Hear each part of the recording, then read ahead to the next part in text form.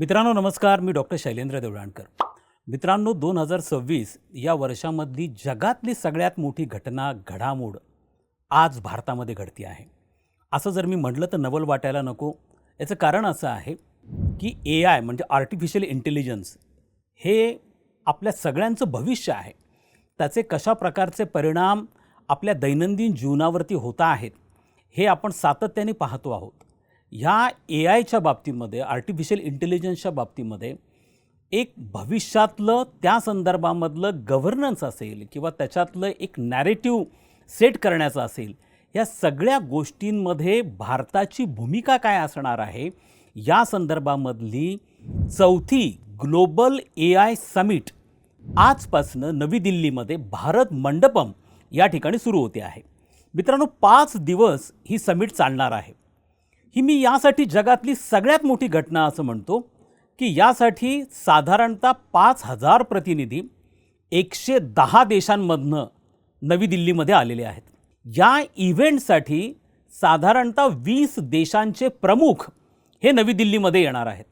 त्यामध्ये फ्रान्सचे राष्ट्राध्यक्ष इमॅन्युअल मॅक्रॉन असतील, ब्राझीलचे राष्ट्राध्यक्ष लुला असतील, हे तर आहेच आहेत. त्याशिवाय भूतान आणि बाकी अनेक देशांमधनं, युरोपियन देशांमधनं प्रचंड मोठ्या प्रमाणावरती गर्दी म्हणा किंवा प्रतिनिधित्व म्हणा या AI ग्लोबल समिटसाठी आज नवी दिल्लीमध्ये होतं आहे. पंतप्रधान नरेंद्र मोदी या AI समिटचं ग्लोबल समिटचं उद्घाटन करणार आहेत.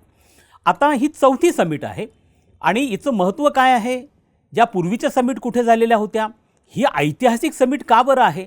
आणि AIचं एकूणच भारतातलं AIच्या बाबतीतलं स्टेटस काय आहे, आपलं भविष्य काय आहे, या सगळ्या गोष्टींची चर्चा आपण आजच्या आपल्या व्हिडिओच्या माध्यमातून करणार आहोत. अतिशय महत्त्वपूर्ण अशा प्रकारची माहिती आज या व्हिडिओच्या माध्यमातून मी तुम्हाला देण्याचा प्रयत्न करणार आहे. मित्रांनो AIनी आज जवळपास आपल्या दैनंदिन जीवनातल्या प्रत्येक सेक्टरमध्ये पेनिट्रेशन केलेलं आहे. आज आपण मार्केटमध्ये बघितलं तर प्रत्येक प्रॉडक्टवरती AIचा यूज झाला आहे की नाही, आर्टिफिशियल इंटेलिजन्सचा यूज झाला आहे की नाही, या संदर्भामध्ये त्याच्यावरती स्पष्टपणे नमूद करण्यात आलेलं असतं. आपल्याकडे सातत्याने कॉर्पोरेट सेक्टरमध्ये म्हणा किंवा इतरही सर्व सेक्टरमध्ये चर्चा आहे की AIमुळे मोठ्या प्रमाणावरती भविष्यामध्ये नोकर कपात होणार आहे.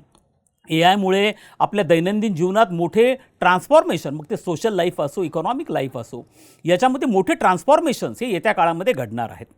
आता या AIचं ग्लोबल लेवलला हे केवळ भारतापुरतं मर्यादित नाही आहे, तर जगामध्ये AIचा ज्या झपाट्याने प्रसार होतो आहे याच्या संदर्भामध्ये कोणत्याही प्रकारचं ॲग्रीमेंट किंवा करार हा जागतिक पातळीवरती आजपर्यंत झालेला नाही आहे. या संदर्भातलं कोणतेही कन्व्हेन्शन हे जागतिक पातळीवरती झालेलं नाही आहे. त्यामुळे अनेक देशातल्या नेत्यांनी हा विचार केला आणि काही वर्षांपूर्वी इंग्लंडमध्ये AIच्या संदर्भामधली पहिली ग्लोबल समिट पार पडली.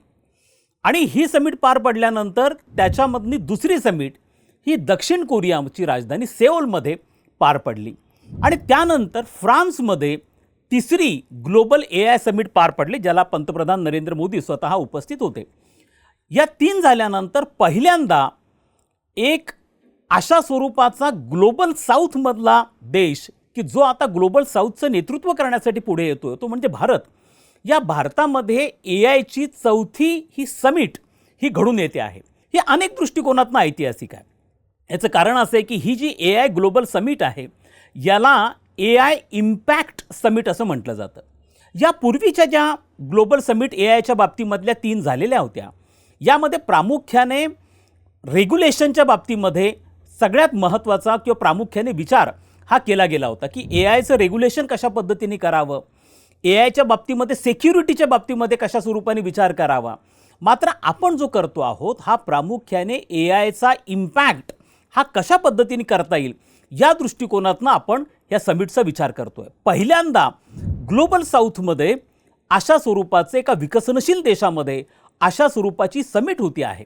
मित्रांनो 2023मध्ये भारताने होस्ट केली होती G20ची बैठक आणि त्याला एका पद्धतीने चळवळीच्या रूपाने आपण संपूर्ण देशामध्ये ती साजरी केली म्हणा किंवा राबवली असं म्हणा. जगभरातले नेते भारतामध्ये आले आणि त्यांनी हे बघितलं की भारताने कशा पद्धतीचं डिजिटल इन्फ्रास्ट्रक्चर तयार केलेलं आहे आणि सर्वसामान्य माणसाच्या आयुष्यामध्ये या डिजिटल इन्फ्रास्ट्रक्चरनी, मग ते आधार कार्ड असेल, UPI असेल, याच्या माध्यमातून कशा पद्धतीच्या कायापालट बदल हे घडून आलेले आहेत. आणि एक प्रकारचं मॉडेल भारताने क्रिएट केलं, जे मॉडेल आज आफ्रिकामध्ये असेल, लॅटिन अमेरिकेमध्ये असेल, तिथल्या गरीब देशांपुढे की एक विकसनशील देश डिजिटल इन्फ्रास्ट्रक्चरच्या माध्यमातून कशा प्रकारचे बदल घडून आणू शकतो, याचं डेमॉन्स्ट्रेशन भारताने G20च्या समिटच्या माध्यमातून जगाला केलं. आणि आता एक्झॅक्टली 3 वर्षानंतर भारत पुन्हा एकदा अशा स्वरूपाचा एक प्रचंड मोठा इव्हेंट हा दिल्लीमध्ये होस्ट करतो आहे. आणि त्याच्या माध्यमातून भारत पुन्हा एकदा AIच्या फील्डमध्ये, आर्टिफिशियल इंटेलिजन्सच्या फील्डमध्ये भारत आता कशा पद्धतीने जगाला नेतृत्व देणार आहे, या दृष्टिकोनातून विचार होतो आहे. आता मित्रांनो बघा की AIचा पेनिट्रेशनचा जर आपण विचार केला तर त्याच्यामध्ये भारत हा 3ऱ्या क्रमांकावर, स्टॅनफोर्डचा जो नुकताच रिपोर्ट आलेला आहे त्यानुसार जगामध्ये AI पेनिट्रेशन किंवा AI व्हायब्रन्सी त्याला म्हणतात, त्यामध्ये अमेरिका नंबर 1ला आहे, चायना नंबर 2ला आहे आणि नंबर 3ला भारत आहे. आणि आता भारताकडे संधी आहे की ज्या पद्धतीने AIच्या बाबतीमध्ये प्रामुख्याने AIचं जे आर्किटेक्चर आहे त्या आर्किटेक्चरचे 5 प्रमुख लेयर्स येतात. त्या लेयर्समध्ये ॲप्लिकेशन आहे, मॉडेल आहे, चिप आहे, इन्फ्रास्ट्रक्चर आहे आणि एनर्जी आहे. या 5ही सेक्टर्समध्ये, लेयर्समध्ये भारताने गेल्या काही वर्षांमध्ये ज्या पद्धतीची प्रगती केलेली आहे त्यामुळे भारत हा आता टायर 2मध्ये नाही तर टायर 1मध्ये याचा समावेश करतो. आणि अश्विनी वैष्णव यांनी दावोसमध्ये त्यांना जेव्हा प्रश्न विचारला गेला की या 5 लेयर्समध्ये भारताची प्रगती काय आहे आणि तुम्ही टायर 2मध्ये येतात, सेकंड ग्रुपमध्ये येतात, तेव्हा त्यांनी सांगितलं की अजिबात नाही, भारत आता ग्रुप 1मध्ये येतो आहे. कारण गेल्या काही वर्षांमध्ये आपण ज्या पद्धतीने AIच्या बाबतीमध्ये, कारण त्याची आपली गरज आहे, ती गरज काय आहे याकडे मी निश्चितपणे येणार आहे. भारत कशा पद्धतीने पुढे जातो आहे त्याकडे पण मी निश्चितपणे येणार आहे. परंतु ही ऐतिहासिक यासाठी आहे की याच्या माध्यमातून भारत प्रामुख्याने ही जी समिट आहे इम्पॅक्टच्या बाबतीमध्ये आहे.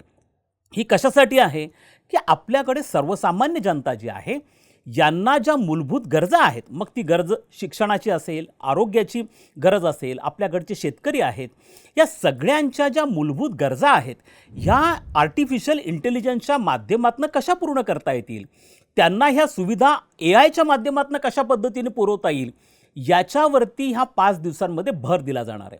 मित्रांनो मी याला असं म्हणेल की आता भारताच्या माध्यमातून डेमोक्रटायझेशन ऑफ AI, आर्टिफिशियल इंटेलिजन्सची प्रक्रिया ही सुरू झालेली आहे. याचं कारण असं आहे की मित्रांनो आज तुम्हाला जगामध्ये एक प्रकारचं ध्रुवीकरण झाल्याचं दिसून येतं, ज्याला मी डिजिटल डिवाइड असं म्हणतो. एकीकडे डिजिटल कोलोनॅलिझम आहे आणि दुसरीकडे डिजिटल डेमोक्रेसी आहे. डिजिटल कोलोनॅलिझमचा अर्थ असा होतो की आज AI, आर्टिफिशियल इंटेलिजन्सवरती मोनोपोली कोणाची आहे? आज आर्टिफिशियल इंटेलिजन्सवरती युरोपियन देशांची, अमेरिकेची मोनोपोली, त्यानंतर चायना पण त्याच्यामध्ये येतो. परंतु याच्यामधला जो मेन डिस्कोर्स आहे, त्याच्यातली लँग्वेज आहे, डेटा सेट्स आहे, कॉम्प्युटिंग आहे, या सगळ्या गोष्टींवरती जी मोनोपोली आहे ही प्रामुख्याने ह्या सगळ्या कोलोनियल पॉवर्सची आहे, या युरोपियन देशांची आहे. आता त्याचं इंडिजनायझेशन करणं गरजेचं आहे, त्याचं लोकशाहीकरण गरजेचं आहे. भारतासारखा खंडप्राय देश आहे ज्याच्यामध्ये आपल्याकडे अनेक भाषा या बोलल्या जातात, शेकडो भाषा बोलल्या जातात.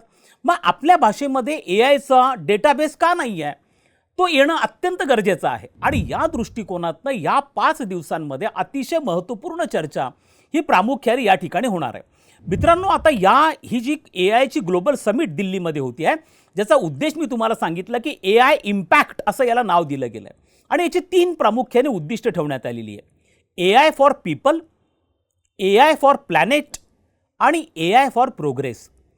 AI फॉर पीपलचा अर्थ असा होतो की विशिष्ट लोकांची मोनोपोली ही आर्टिफिशियल इंटेलिजन्सवरती राहता कामा नये. पंतप्रधान नरेंद्र मोदींनी AIचं डेफिनेशन आर्टिफिशियल इंटेलिजन्सच्या ऐवजी ऑल इन्क्लुझिव्ह अशा स्वरूपाचं केलं आहे. हा सगळ्या सर्वसामान्य जनतेचा अधिकार आहे.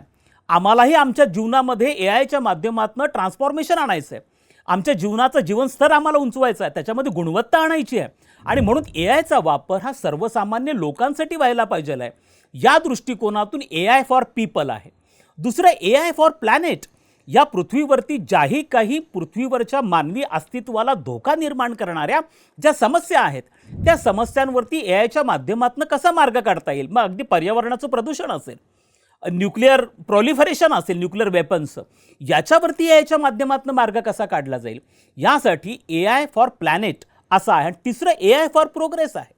आणि ए आयच्या माध्यमातून आम्ही आमचा आर्थिक विकास कशा पद्धतीने घडवून आणू, आमच्या सर्वसामान्य जनतेच्या ज्या आर्थिक आकांक्षा आहेत त्या आर्थिक आकांक्षा ए आयच्या माध्यमातून कशा पूर्ण केल्या जातील, या दृष्टिकोनातून प्रामुख्याने या कॉन्फरन्समध्ये विचार केला जाणार असल्यामुळे याला प्रामुख्याने पीपल, प्लॅनेट आणि प्रोग्रेस असे 3 उद्दिष्ट या ठिकाणी ठेवण्यात आलेले आहेत.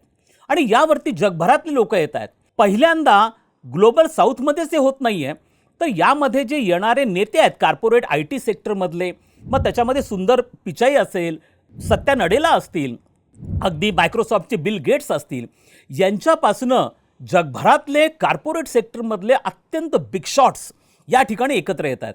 मित्रांनो, आज सकाळी मी माझ्या दिल्लीच्या एका मित्राशी बोलत होतो आणि त्यांनी मला एक अशी माहिती दिली, मजेशीर बाब आहे, की आज दिल्लीमधले जे 5 स्टार हॉटेल्स, 7 स्टार हॉटेल्स, ज्या ठिकाणी एका रूमचा रेट हा साधारणतः 30,000 25,000 आहे, तो रूमचा रेट आता वाढून 1 लाखाच्या वरती चालला गेलेला आहे. कारण काय आहे, ती ही ए आय समिटमध्ये जगभरातले जे सगळे नेते आज या ठिकाणी जमलेले आहेत, यावरती चर्चा करण्यासाठी जमलेले आहेत. आणि आता ए आयच्या सेक्टरमध्ये भारत जगाचं नेतृत्व करणार आहे, या दृष्टिकोनातून आपण ज्या पद्धतीने पुढे जातो आहे, हा एक वेगळ्या प्रकारचा विचार पुढे आणायचा आहे. याला मी नेहमी इंडिजनायझेशन ऑफ ए आय असं म्हणतो. आपण जसं डिजिटल इन्फ्रास्ट्रक्चरच्या बाबतीमध्ये प्रचंड इन्फ्रास्ट्रक्चर क्रिएट केलं आणि काही अशक्यप्राय गोष्टी पण आपण शक्य करून दाखवल्या भारतासारख्या खंडप्राय देशामध्ये, सिमिलर वेनी आपण आता ए आयच्या बाबतीमध्ये विचार करतो आहोत. आता मित्रांनो बघा की आपण कशा पद्धतीने पुढाकार या बाबतीमध्ये घेतला आणि भारत कशा पद्धतीने एक नॅरेटिव्ह ग्लोबल लेवलला सेट करतो आहे.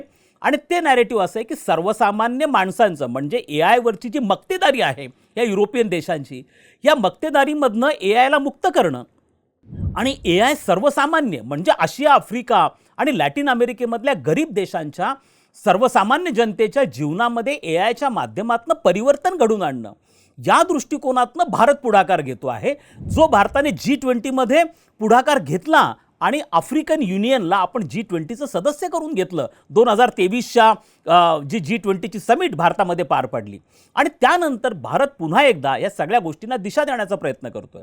आपण साधारणतः 175 अब्ज डॉलर्सची एक मोठी data city, A I data city विकसित करण्याचा भारताचा प्रयत्न आहे. ती विशाखापट्टणम या ठिकाणी ती सिटी विकसित होते आहे. या संदर्भातल्या बातम्या आपण सगळ्यांनी वाचल्या असतील. दुसरं याच्यामधलं आपण केलं आहे की आता ए आयचा जो वापर आहे तो आपण कशा पद्धतीने वाढवण्याचा प्रयत्न करतो आहोत. विशेष म्हणजे आपले जे शेतकरी बांधव आहेत, या शेतकरी बांधव एक ॲप वापरत आहेत, त्याला किसान मित्र ॲप असं म्हणतात. आता हे जे किसान मित्र ॲप आहे, याच्यामध्ये आपला महाराष्ट्रातला एक शेतकरी आपल्या मराठी भाषेमध्ये प्रश्न विचारतो आणि त्याला मग ते इन्शुरन्सच्या बाबतीमधली माहिती असेल किंवा इतरही बाबतीमधली जी शेतीशी निगडीत काही समस्या असतील, याची माहिती त्याला त्याच्या भाषेमध्ये मिळते. पण आपल्या ह्या शेतकऱ्याला कदाचित माहिती नसेल की तो ए आयचा वापर करतो आहे. त्याच पद्धतीने भाषिणीसारखं आता सॉफ्टवेअर पुढे आलेलं आहे, ज्याच्या माध्यमातून ऑलमोस्ट 350च्या वरती ए आय मॉडेल्स हे तयार केले गेलेले आहेत आणि ट्रान्सलेशनचं एक अत्यंत उत्तम किट हे तुमच्या पुढे आता याच्या माध्यमातून आलेलं आहे. या स्वरूपाने आता अशा स्वरूपाचे डेटा मॉडेल्स हे क्रिएट करण्यासाठी प्रयत्न हा होतो, ज्याला आपण डेटा सेट्स असं म्हणतो.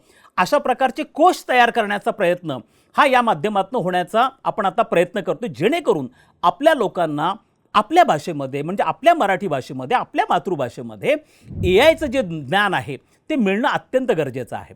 आता मित्रांनो, याची चर्चा आपण का केली पाहिजे आहे? आज खरं तर मला या गोष्टीचं थोडंसं दुःखही वाटतं की आज महाराष्ट्रामध्ये या ग्लोबल समिटची जेवढी चर्चा व्हायला पाहिजे आहे तेवढी चर्चा इलेक्ट्रॉनिक असेल, प्रिंट मीडिया असेल किंवा सोशल माध्यमं असेल, यात फारशी होताना दिसत नाही आहे. आपल्या सर्व तरुणांचं, युवकांचं, विद्यार्थ्यांचं भवितव्य या ए आयमुळे, आर्टिफिशियल इंटेलिजन्समुळे निर्धारित होणार आहे.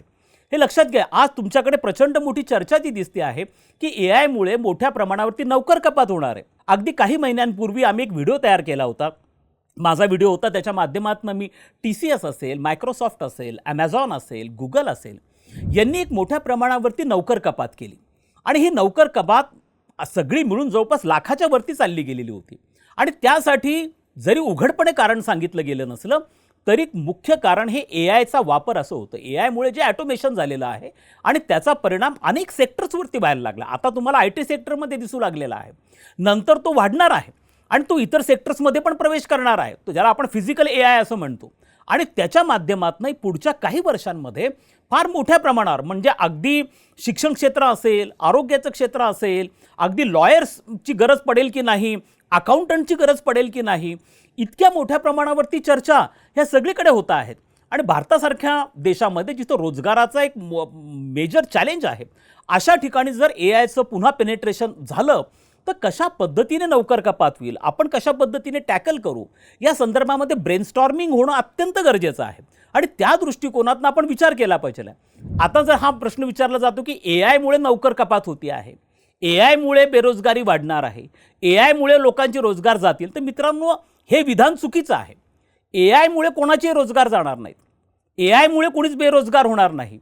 तर लक्षात घ्या की ज्या तरुणांनी, ज्या युवकांनी AIचं कौशल्य आत्मसात केलेलं आहे, ते तरुण ज्या तरुणांनी AIचं कौशल्य आत्मसात केलेलं नाही त्यांना रिप्लेस करणार आहे. हे लक्षात घ्या, AI तुम्हाला रिप्लेस नाही करत आहे, पण ज्या तरुणांनी त्याचं कौशल्य प्राप्त केलेलं आहे, ते इंजिनियर्स असतील, ते वेगवेगळ्या फील्डमधले तरुण असतील, तेच ज्यांनी कौशल्य प्राप्त नाही केलेलं त्यांना रिप्लेस करणार आहेत. त्यामुळे प्रत्येकाला हे कौशल्य प्राप्त करणं गरजेचं आहे. आणि म्हणून स्किलिंग, रिस्किलिंग, अपस्किलिंग याला आपल्या शिक्षणामध्ये अतिशय महत्त्वाचं स्थान प्राप्त झालेलं आहे. आणि आता प्रामुख्याने विद्यापीठ असेल, महाविद्यालय असेल, आपण उच्च शिक्षणामध्ये AIचा बेस्ट एज्युकेशन कशा पद्धतीने देता येईल. लक्षात घ्या, भारतामध्ये सगळ्यात जास्त इंजिनियर्स जे प्रोड्यूस केले जातात, म्हणजे आपली हायर एज्युकेशनची इंडस्ट्री प्रचंड मोठी इंडस्ट्री आहे. आणि हिचा मागे मी याच्यावरती एक व्हिडिओ पण बनवला होता. साधारणतः $150 अब्ज आपली ही टोटल हायर एज्युकेशनमधली इंडस्ट्री आहे. आज 4.5 कोटी तरुण ह्या हायर एज्युकेशनच्या इंडस्ट्रीमध्ये आहेत. जवळपास 60,000 महाविद्यालय आहेत, 1600-1700 विद्यापीठं आहेत. आज यामध्ये आपल्याला ह्यूज स्ट्रेंथमध्ये आपण इंजिनियर्स आपल्याकडनं होतात. जगभरामध्ये skilled human resource Bharat provide करतो. आता यांना एंट्री लेवलला जे सॉफ्टवेअर तयार केले जातात, त्या सॉफ्टवेअरमध्ये AIचं पेनिट्रेशन किंवा AIचा उपयोग कशा पद्धतीने होईल याचं स्किलिंग, याचं ट्रेनिंग हे प्रामुख्याने दिलं जावं. आणि त्या दृष्टिकोनातनं आपण बघतो आहोत की बजेटमध्ये हे जो नुकतंच बजेट केंद्रीय वित्तमंत्री निर्मला सीतारामन यांनी सादर केलं, त्याच्यामध्ये देखील AIवरती मोठ्या प्रमाणावरती भर दिल्या गेल्याचं आपल्याला दिसून येतं. त्यामुळे आपल्याला याच्या संदर्भामध्ये वेगळी जागृत होणं हे गरजेचं आहे. भारत आता याच्यामध्ये पुढाकार घेतो आहे, भारत लीड करतो आहे, भारत याचा नॅरेटिव्ह सेट करतो आहे. आणि मुख्य म्हणजे भारतानं या बाबतीमध्ये पुढाकार जो घेतोय की याचं लोकशाहीकरण व्हावं, सर्वसामान्य लोकांना याचा उपयोग व्हावा. भारतातल्या शिक्षण क्षेत्रामध्ये असेल, आरोग्य क्षेत्रामध्ये असेल, शेतीमध्ये असेल, AIच्या माध्यमातून लोकांच्या आयुष्यामध्ये गुणात्मक बदल व्हावा, या दृष्टिकोनातून भारत प्रयत्नशील आहे. आणि म्हणून ही जी ग्लोबल समिट आज दिल्लीमध्ये घडते आहे, ही अनेक दृष्टिकोनातून ऐतिहासिक आहे. पुढच्या 5 दिवसांमध्ये जवळपास 500 पॅरलल सेशन्स ह्या 5 दिवसांमध्ये घडणार आहेत. आणि त्याच्या माध्यमातून एक मोठी ब्रेनस्टॉर्मिंग होणार आहे. AIचं रेग्युलेशन, AIची सेक्युरिटी, AIची सेफ्टी हा एक भाग झाला, पण AIचा उपयोग सर्वसामान्य जनतेला त्यांचे मूलभूत लोकशाही अधिकार देण्यासाठी AIचा वापर कसा होऊ शकतो, दैनंदिन गरजा भागवण्यासाठी, मूलभूत गरजा भागवण्यासाठी AIचा वापर कसा होऊ शकतो, या दृष्टिकोनातून विचार या ग्लोबल समिटमध्ये केला जात असल्यामुळे ही ग्लोबल समिट पहिल्या 3 समिटपेक्षा गुणात्मकदृष्ट्या भिन्न आहे. आणि म्हणून भारत याच्यामध्ये पुढाकार घेतो आहे, भारत याच्यामध्ये लीड नेशन म्हणून पुढे येतो आहे. आणि याच्या माध्यमातून भारताचं ग्लोबल साऊथमधलं जे नेतृत्व आहे ते विकसित होत आहे. मित्रांनो, मी मागे पण तुम्हाला सांगितलं की जगभरातनं भारतीयांची मागणी आहे. आज साधारणतः 3.5 कोटी लोक 123 देशांमधनं राहतात. आणि पुढे भविष्यामध्ये जवळपास चौथा, म्हणजे 3 नंतर चौथा भारतीय असेल जगामध्ये. आणि ह्युमन रिसोर्सच्या बाबतीमध्ये देखील आज भारत प्रचंड मोठी फॅक्टरी बनला ह्युमन रिसोर्स एक्सपोर्ट करणारी. आज आपल्याला अशा स्वरूपाने जर AIचं कौशल्य असणारे आपले तरुण असतील तर प्रामुख्याने भारताला आणखीन मोठ्या प्रमाणावरती संधी मिळणार आहे. आज ब्राझीलचे राष्ट्राध्यक्ष लुला आलेले आहेत. पुढच्या 10 वर्षांमध्ये साधारणतः 10 लाख भारतीयांना केवळ ब्राझीलमध्ये संधी आहे. यापूर्वी व्लादिमीर पुतीन भारतामध्ये रशियाचे येऊन गेले, त्यावेळेला साधारणतः मी सांगितलं 30 लाख भारतीयांची गरज आज रशियाला आहे. जर्मनीला 4 लाख भारतीयांची गरज आहे. जपानला भारतीयांची गरज आहे. ह्या सगळ्यांनी आपले व्हिजाचे जे रेस्ट्रिक्शन्स होते ते हटवलेले. जर्मनी प्रतिवर्षी 10-12 हजार व्हिजा द्यायचा, आता जर्मनीने व्हिजाचं लिमिट 90,000पर्यंत वाढवलेलं आहे. ही भारतीयांची मागणी आणखीन वाढेल जर भारतीयांकडे AIचं कौशल्य असेल. आणि सगळ्यात महत्त्वाचं म्हणजे लँग्वेजमुळे, विशेष करून इंग्रजीमुळे भारतीयांचं नुकसान हे व्हायला नको. आणि म्हणून आपल्याला आपल्या भाषेमध्ये AIचं ज्ञान मिळालं पाहिजे आहे. हा आपला अधिकार आहे आणि त्या दृष्टिकोनातून ही ग्लोबल समिट ऐतिहासिक ठरणार आहे, एक मोठं योगदान देणारी ठरणार आहे.